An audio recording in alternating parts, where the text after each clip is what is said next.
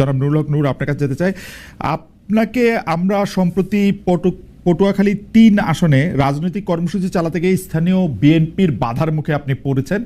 বাধার মুখে পড়ার পরে আপনার সাথে কথোপকথন আইন শৃঙ্খলা বাহিনীর, সেটা আমরা দেখেছি। সেইটার ক্ষেত্রে আইন শৃঙ্খলা বাহিনীর অনুরোধের ক্ষেত্রে আপনাকে আমরা এক ধরনের এই শব্দটা আমি একটা ড্যাশ রাখলাম, ওই শব্দটা আপনি একটু বসায় নিয়েন। ওইটার মধ্যে থেকে আপনি তাদেরকে তাদেরকে বুঝাতে চেয়েছেন যে আপনি যেইভাবে বলবেন সেইভাবেই তাদের চলতে হবে। এক পর্যায়ে আমরা অসহায় দেখতেছিলাম আইন শৃঙ্খলা পরিস্থিতির, যে আইন শৃঙ্খলা বাহিনীর লোকজনরে। এইরকমটা কেন আসলে?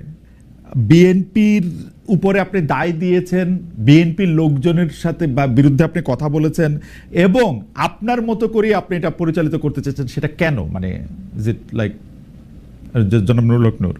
না, এখানে আমার মনে হয় যে প্রথমত হচ্ছে আমি আপনাদেরকে ধন্যবাদ জানাই, শামীম ভাইকে, দর্শকদেরকে শুভেচ্ছা যে আপনি হয়তো পুরো ঘটনাটাই জানেন নাই। যেটা হচ্ছিল, আমি আমার বিশেষ করে এখানে পুরনো ঘটনা একটু টানতে হবে। বিএনপি তার মিত্রদের মধ্যে 6 জন জাতীয় নেতার এলাকায় চিঠি দিয়েছে বিএনপির স্থানীয় বিএনপিকে, তাদের এলাকায় তাদেরকে সহযোগিতা করার জন্য, যদি এটা অফিসিয়ালি আলাপ আলোচনার মাধ্যমে আমাদের সাথে হয় নাই। তো আমি লক্ষ্য করেছি যে সেই চিঠি দেওয়ার পর থেকেই, বিশেষ করে গত বছর এই 5ই আগস্টের পরে সেপ্টেম্বরে যখন আমি এলাকায় যাই, প্রথমে আমার জেলায় একটা প্রোগ্রাম ছিল সম্ভবত সেপ্টেম্বরের শুরুতে, সেই সমাবেশে আসার পথেই আমার লোকজনের গাড়ি ভাঙচুর করে সেখানকার বিএনপির আপনার স্থানীয়ভাবে মনোনয়ন প্রত্যাশী ঢাকা বিশ্ববিদ্যালয়ের ছাত্র দলের সাবেক সভাপতি জনাব হাসান মামুন সেই গত বছরের সেপ্টেম্বর থেকে শুরু করেছেন। রোজার ঈদে যখন আমি 10 মিনিট আমার আসন 2টা উপজেলা নিয়ে গলাচিপা 10 মিনিট একটা ফুটবল খেলায় আমি অতিথি হিসেবে গিয়েছিলাম, সেই খেলার মঞ্চ আগের রাতে ভেঙে দিয়েছেন। আমি সেটি বিএনপির স্থায়ী কমিটির 2 জন হওয়ার পরেই আমার বেশ কয়েকজন লোকজনকে আমি স্পটে থাকা অবস্থায় হামলা করেছে। এবং সেদিন যে আপনারা ঘটনাটি সোশ্যাল মিডিয়াতে দেখেছিলেন, আমি গিয়েছিলাম বিএনপিরই সাবেক এক নেতা, তিনি মৃত্যুবরণ করেছেন, শেষে আমার সাথে কাজ করেছেন, তো তার একটা স্মরণ সভায়, সেই স্মরণ সভা থেকে ফেরার পথে সেখানে প্রায় আপনার 3 কিলোমিটার রাস্তায় মাঝখানে কিছু বাজার আছে, বাজারে জনাব হাসান মামুনের সমর্থিত লোকেরা রাস্তায় গাছ ফেলে রামদা, বগি, চাপাতি, অস্ত্র সহ অবস্থান নিয়েছেন যে তারা এখানে গিলে আমাকে হত্যা করবেন বা আমার লোকজনের উপরে অ্যাটাক চালাবেন। তখন আমি সেটি পুলিশকে জানাই, পুলিশ আসে, প্রথমে এসপি পুলিশ পাঠায়, 2 গাড়ি পুলিশ পাঠায়, পুলিশ এসে হয়তো তারা রিপোর্ট করে এবং আমাকেও জানায় যে ভাই এখানে হাসান মামুনের যে লোকজন, তাদের যে প্রস্তুতি, আমরা কিছু করতে পারবো না, আপনি উপরে কথা বলেন। তার মানে উপরে কথা হলো, ওসি বলছে, আমি বুঝছি, তাহলে কি করতে হবে। আমি তখন পটুয়াখালীর সেনাবাহিনীর দায়িত্বে তাদেরকে জানালাম। তারাও 4 গাড়ি আসছে, পুলিশ 2 গাড়ি, সেনাবাহিনীর 4 গাড়ি, 6 গাড়ি আসার পরেও তারা আমার সাথে পার্সোনালি আলাপ করতেছিল, বলছে ভাই তাদের যে প্রস্তুতি, এখানে তারা রাস্তার পাশে ইট নিয়ে অবস্থান করছে, তাদের হাতে দেশীয় অস্ত্রশস্ত্র, আমরা এখানে কতজন লোক, আমরা আপনাকে এখান থেকে এই পথ দিয়ে নিয়ে যেতে পারবো না, আপনি বরঞ্চ অন্য পথ দিয়ে চলে যান। আমি বলছি কোথায় যাব? তারা বলছে আপনি উপজেলা শহরে যান না, আপনি জেলা শহরে যান। বলছে আমার বাড়ি উপজেলায়, আমি কেন উপজেলায় যাব? এই জায়গাটুকু আমি কেন জেলাতে যাব? এই জায়গাটুকু আমি যাই নাই, আমি এই জায়গাটুকু দেখতেছিলাম নূর। কিন্তু ঘটনা, আমি সেটা বলছি, আমি শেষ করছি, আমি যেটা বলবো, জি বল। হ্যাঁ, আমি বলছি যে শুনেন, যখন রাত্র আপনার 2:15 বাজে, 2:15 রাত্র, তখন পর্যন্ত তারা আমাকে বিকল্প পথে পাঠাতেছে। আমি বলছি কেন? আপনারা এই আর্মি আসছেন, পুলিশ আসছেন, নির্বাচন হয় নাই, এখনই যদি এইভাবে পরিস্থিতি হয়, আপনাদেরকে জিম্মি করে, আপনারা যদি বিএনপির অনেক গ্রুপ আছে, এখানে বিএনপি একটা বড় দল, সাবেক এমপির গ্রুপ আছে, অন্য আরো নেতা আছে, এখানে একটা গ্রুপের লোককে যদি আপনারা কন্ট্রোল করতে না পারেন, আমি একটা জাতীয় নেতা, একটা দলের সভাপতি, এখানে বিএনপিও তার নেতা কর্মীদেরকে অফিসিয়ালি চিঠি দিয়ে আমাকে সহযোগিতা করতে বলেছে, সেখানে বিএনপির একটা ছোট গ্রুপ, তাদেরকে আপনারা এই নিবৃত্ত করতে পারবেন না, তাহলে আপনাদের নিরাপত্তার দরকার নাই, আমি বাসি মরি, আমি আমার মতো যাই। যেই কারণে তখন আমি ওনাদের সাথে কথা বলে আমি আমার মতো রওনা দিয়েছিলাম। তো যাই হোক, মাঝপথে আবার আমাকে প্রশাসনের কর্মকর্তারা ফোন দিয়েছে, ভাই আপনি চাইেন না, আপনার নিরাপত্তা আগে, আপনার কিছু হয়ে গেলে সেটা আমি একটু ছোট করে বলি নূর। এইটা তো আপনি জাতীয় নেতা, আপনি একটা জায়গায় যাইতে চাইতেছেন, আপনি প্রশাসন এবং আইন শৃঙ্খলা বাহিনীর সাহায্য চাইছেন, প্রশাসন এবং আইন শৃঙ্খলা বাহিনীর সাহায্য ওরা এসে দেখছে যে অনেকগুলি এখানে লোক সমাগম আসে এবং তারা যদি আপনাকে সেখানে এসকর্ট করে নিয়ে যাইতে হইতো বা তারা আপনার সঙ্গে যাইতে হইতো, তাহলে হয়তো অনেক হানাহানি হতাহতের ঘটনা ঘটতে পারতো। সেইটা এড়ানোর জন্য তারা আপনাকে খুবই বিনীতভাবে অনুরোধ করছে যে আপনি ঘুরে এই রুটটা আপনি এই মুহূর্তে ব্যবহার করেন না। এইটা আপনি তখন আমাকে জেলা উপজেলা শহর থেকে ছেড়ে জেলা যেতে বলছে, হ্যাঁ, উপজেলা থেকে ওই পথটা ব্যবহার করতে না বলছে, ওই পথটা আমি কেন পালিয়ে দেব? ওই পথটা ওই পথটা ব্যবহার করতে আমার উপজেলা শহর থেকে আমি পালিয়ে জেলায় যাব? আপনার কাছে কি মনে হয়, আপনি আর্মি পুলিশের কাছে, জনাব নূর, আপনি কি আর্মি বা পুলিশের কাছে এই দাবি জানাতে চাইছিলেন যে আপনি ওইখান দিয়েই যাবেন এবং দরকার হলে 10টা 20টা 50টা গুলি করে মেরে তারপরেও যাবেন, মানে এই গত সরকারের আমলে হাসিনা সরকার যা করেছে? না না, এখানে তো মারামারির তো কোনো কেস হয় না। ওনারা যদি জাস্ট সিম্পল ভাবে যদি ওদের সাথে কথা বলে বলতো যে এখানে তারা যাবে, আপনারা এখানে পথটা ছেড়ে দেন, কারণ আমার তো রোধ করার তাদের অধিকার নাই। আপনার কাছে একজন আপনি সন্ত্রাসীর কাছে পরাজয় বরণ করবেন, তারা আপনার রাস্তাঘাট অবরোধ করে কেন? আমি কি কাউকে মার্ডার করেছি? আমি কি সেখানে চাঁদাবাজি করতে গেছি? আমি একটা রাজনৈতিক কর্মসূচিতে গেছি, সেখানে কেন তারা আমাকে অবরোধ করবে? এটাই তো তাদের অপরাধ। আপনার কাছে কি মনে হয়েছে তারা কেন কথা বলে তাদেরকে রাস্তা থেকে সরিয়ে দেন নাই?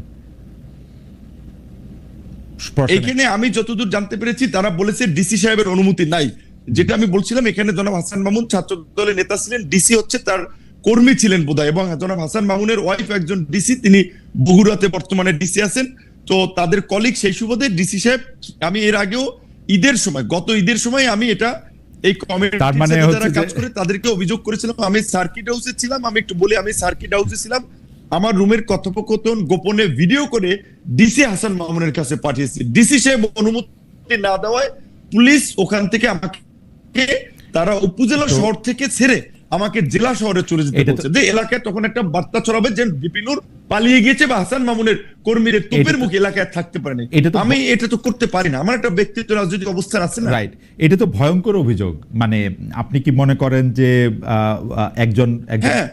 একজন মানে বর্তমানে যিনি চেয়ারে বসে আছেন, কর্মরত জেলা প্রশাসক আপনাকে সার্কিট হাউসের রুমে আপনার অজান্তে ভিডিও করে সেটি আবার আরেকজন রাজনীতিবিদের কাছে দিয়েছেন, এই অভিযোগ আপনি করছেন, তো ভয়াবহ অভিযোগ। কিন্তু আমার প্রশ্ন হচ্ছে যে আপনি কি এখনো মনে করেন যে রেজওয়ানা, আপনি আসিফ নজরুল স্যার, উপদেষ্টা আসিফ নজরুল, রেজওয়ানা, সালেউদ্দিন সাহেব, 3 উপদেষ্টা, জনপ্রশাসনের মোখলেস সাহেবকে আমি গত ঈদে, ক্যাবিনেট সেক্রেটারিকে, সবাইকে আমি অবহিত করেছি বিষয়টি। এবং এই ডিসির মূলত আশকারাতেই তারা আমাকে এলাকায় একটা অপদস্থ করতে চেয়েছে, রাজনৈতিকভাবে আমাকে পরাজিত করতে চেয়েছে, মানুষের কাছে ছোট করতে চেয়েছে, এবং এর সাথে এই ডিসির একটা ইনভলভমেন্ট আছে, যেই কারণেই তখন আমি প্রশাসনের আরো উপরে কথা বলেছি যে আমাকে যেন এইখান থেকে যাওয়ার একটা ব্যবস্থা করে দেয়। আমি কেন আমার উপজেলা শহর ছেড়ে আমি জেলা? আমি বুঝতে পারছি। তার মানে কি এই যে এই পাওয়ার গেমটা চলতেছে, আপনি কি মনে করেন যে হাসান মামুন সাহেব যার বিরুদ্ধে আপনি অভিযোগ করছেন, উনি কি বিএনপির হয়ে এই পাওয়ার প্র্যাকটিস করছেন, নাকি উনার নিজস্ব যোগাযোগের মাধ্যমে, উনার স্ত্রীর কথা বললেন, অন্য যোগাযোগের কথা বললেন, এটা কি বিএনপির কে আপনি অ্যাকিউজ করছেন? এখন যেহেতু ধরেন, এটা আপনি জানেন, বিএনপি আওয়ামী লীগের মতো দলগুলোতে পদে থাকলে নেতার পিছিয়ে মৌমাছির চাকের মতো লোক থাকে, পদে না থাকলে 5 জন লোক তার পিছনে হাঁটে না। তো তিনি যে কেন্দ্রীয় নির্বাহী কমিটির সদস্য, সেই সুবাদে তিনি মনোনয়ন চান, এলাকায় একটা গ্রুপ তার পক্ষে আছে, তো স্বাভাবিকভাবে তিনি তার রাজনৈতিক পদবি ব্যবহার করি। এবং আমি আপনাকে এইটুকু বলি, এই ঘটনা ঘটবে এটা আমি যখন জানতে পারি, আমি দুপুরবেলা, আমি আপনার এখানে নাম না বললাম, বিএনপির একজন স্থায়ী কমিটির সদস্যকে জানিয়েছিলাম যে এলাকায় এই পরিস্থিতি ঘটবে এবং হতাহতের পরিস্থিতি ঘটতে পারে, কাজেই আপনারা তাকে থামান। আমি আমার এলাকায় প্রোগ্রাম করতে পারবো না, আওয়ামী লীগ আমলেও তো আমাকে এইভাবে বাধা দেয়নি। এমনকি ওই দিন সন্ধ্যায় চর বিশ্বাস, আমার নিজের ইউনিয়ন, সেখানে বাজারের পাশাপাশি 2টো মিটিং হচ্ছিল, বিএনপির একটা মিটিং, আমাদের দলের একটা মিটিং, সেখানে চেয়ার সরাসরি হয়েছে, হাতাহাতি হয়েছে। সেইটি একটা মিথ্যা বিভ্রান্তি ছড়িয়েছে যে বিএনপির অফিসে গণ অধিকার পরিষদের লোকেরা ভাঙচুর করেছে। এই অভিযোগ তুলে গলাচিপা 10 মিনিট 2 উপজেলায় আমার 17টি অফিস ভাঙচুর করেছে, রামদা দিয়ে কুপিয়েছে, ব্যানার, ফেস্টুন, পোস্টার গুলো ছেড়েছে। আমি বিএনপির শীর্ষ নেতাদেরকে বলেছি আপনারা একটা নিরপেক্ষ তদন্ত করুন, কিন্তু দুঃখজনক এই গত কয়েকদিনেও এখন পর্যন্ত একটা তদন্ত আমি দেখি নাই। আপনার কাছে কি কিঞ্চিত মনে হয়, জন্মুল নূর, আপনার কাছে কি কিঞ্চিত মনে হয় যে আপনার প্রতি যে বিএনপির ভালোবাসা সেটা একটু কমেছে? হ্যাঁ, হতে পারে, কারণ ধরেন বিএনপি আওয়ামী লীগের মতো বড় দলগুলোতে আওয়ামী লীগের সময় দেখেছেন না, একদিকে নৌকা একজনকে দিয়েছে, আবার স্বতন্ত্র আরেকজনকে দামি ক্যান্ডিডেট দাঁড় করিয়ে দিয়েছে যে তুমি যদি জয়লাভ করে আসতে পারো তাহলে ঘরের ছেলে আমরা ওয়েলকাম। এখন একদিকে হ্যাঁ রাজনৈতিক মিত্রতার জায়গা থেকে হয়তো বিএনপি আমাকে এই আসনে তারা সহযোগিতা করার কথা বলেছে, আবার দিকে তাদের দলীয় ক্যান্ডিডেটও মাঠে নামিয়ে আমাকে একটা বেইজ্জতি করার জন্য, লাঞ্ছিত করার জন্য বা হামলা মামলা করার একটা পরিবেশ তৈরি করেছে। এবং আমি যতদূর জানি এটা একটা লোকাল এখানে বড় ধরনের একটা গ্রুপ এবং কেন্দ্রীয় কেউ তাকে সাপোর্ট দিচ্ছে। তো এবং এটা বিএনপির আমি এইটুকু বলবো টপ লিডার থেকে শুরু করে সবাই জানে। তো গত বছরের সেপ্টেম্বর থেকে এই পরিস্থিতি চলছে, সেহেতু তারা তো কোনো পদক্ষেপ নেয় নাই, তাহলে তো অবশ্যই এটা বোঝাচ্ছে যে বিএনপির কোনো অংশের সিগন্যাল ওইদিকে আসছে, এটা তো বাস্তব। এটা এই পর্যায়ে এইটা আমাদের শেষ মন্তব্য। আমাদের কয়েকজন দর্শক এরকম মন্তব্য করছেন যে আপনি কখনো অন্তর্বর্তী সরকারের প্রশংসা করছেন, কখনো কঠোর সমালোচনা করেছেন, বিএনপির বিরুদ্ধেও আপনার অবস্থান এক এক সময় এক এক রকম হচ্ছে। সেটা কি আপনার রাজনৈতিক সুবিধাটাই এখানে আপনি প্রধান বিবেচনায় নিতেছেন? কেউ আপনাকে সাবেক প্রেসিডেন্ট HM এরশাদের সাথেও তুলনা করছেন যে উনি যেমন একটা পার্টির নেতা হিসেবে রাজনৈতিক সুবিধা নেওয়ার জন্য তার অবস্থান পরিবর্তন করতেন, আপনার মধ্যেও কি সেটা দেখা যাচ্ছে কিনা একটু যদি মন্তব্য করতেন। অবশ্যই রাজনীতিতে প্রত্যেক রাজনৈতিক দল দেশ জাতির জন্য যেমন কাজ করতে চায়, নিজের পলিটিক্যাল পার্টির স্বার্থটাও দেখবে অবশ্যই, কারণ সে যদি পজিশনে না থাকে তাহলে সে কিভাবে কাজ করবে। তো অবশ্যই রাজনৈতিকভাবে আমরা আমাদের দলীয় একটা অবস্থান আমরা দেখবো যে এইখানে একটা জোটে গেলে আমাদের একটা ভিন্ন অবস্থানে থাকলে আমাদের রাজনৈতিক অবস্থান ঠিক হয়, আমরা মানুষের জন্য কি করতে পারছি। আমরা শুরুর দিকে এই সরকারকে বলছিলাম যে এই সরকার 2 বছরের জন্য একটা জাতীয় সরকার করেন, 2 বছরের জন্য তারা করে নাই, যেই কারণে আমরা পরবর্তীতে সরকারকে সেই 2 বছরের জন্য সাপোর্ট দেই নাই। আমরা বলেছিলাম যে আপনার নির্বাচনের প্রশ্নে জাতীয় ঐক্যমতের ভিত্তিতে একটা নির্বাচনী রোড ম্যাপ দেন, অনেকদিন ধরে সেটা দেয় নাই, যেই কারণে বিএনপির সাথে যেহেতু আমরা যুগপৎ আন্দোলন করেছি এবং আপনারা দেখেছেন আমার রাজপথের গত 7-8 বছরের ভূমিকা অনেক প্রবীণ রাজনীতিবিদরা 70 বছরেও এই দেশে ছিল না, এইটুকু আমরা চ্যালেঞ্জ দিয়ে বলতে পারবো। সেইখানে আমরা বিএনপির সাথে যেহেতু ছিলাম, যুগপৎ আন্দোলন করেছিলাম, বিএনপির সাথে আলাপ আলোচনায় বিএনপি বলেছে দেশের বাস্তবতায় তারা ডিসেম্বরের মধ্যে নির্বাচন চায়। আমরা আমাদের দলীয় পজিশন ছেড়ে বিএনপির পজিশন নিয়ে আমরা ডিসেম্বরে নির্বাচনের জন্য সরকারের চাপ তৈরি করেছি। এবং এই যে লন্ডনের যে বৈঠক হয়েছে, অবশ্যই লন্ডনের বৈঠক আর যাই থাকুক, এইটা বাংলাদেশের এই উত্তপ্ত রাজনীতির মাঠে আমি মনে করি কিছুটা হলেও পানি ঢেলেছে বা উত্তপ্ত পরিস্থিতি ঠান্ডা করেছে এবং একটা অনিশ্চিত একটা আপনি বলবেন সংঘাত কিংবা একটা অনিশ্চিত যে রাজনৈতিক পরিস্থিতি ছিল সেটাতে কিছুটা হলেও একটা নিশ্চয়তার পরিবেশ তৈরি হয়েছে। এবং বিএনপি একটা বড় রাজনৈতিক দল, তার প্রধান সেখানে, তার সাথে ডক্টর ইউনূস সরকার প্রধান, তার সাথে মিটিং হওয়ার ফলে আমি মনে করি দেশের স্থিতিশীলতা, রাজনৈতিক পরিবেশ এবং আগামী নির্বাচনের ক্ষেত্রে একটা ভালো ফলাফল পাওয়া যাবে। সেই ক্ষেত্রে জনাব নূর, একটা কথা আপনি একটু মনে রাখেন তো, ধরেন যদি লন্ডনে বৈঠক না হইতো, ডক্টর মোহাম্মদ ইউনূস বলছিলেন যে এপ্রিলের প্রথম ভাগে ইলেকশন হবে, বিএনপি দাবি করছিল ডিসেম্বরে হবে, এখন এটা ফেব্রুয়ারিতে হবে। মানে প্র্যাকটিক্যালি তো ব্যবধানটা আসলে 2 মাসের বা 1.5 মাসের। এই 2 মাস বা 1.5 মাসের একটা সময়ের ব্যবধানের জন্য এত বড় উত্তপ্ত পরিস্থিতি সৃষ্টি হইতে হবে, সেইটাও বা কেন মনে হয়েছে? জনাব নুরুল হক নূর, আমরা আপনার কাছে পরে আয়শা একবারে শুনি, একটু আমরা ডক্টর শামীম পারভেজের থেকে ঘুরে আসি।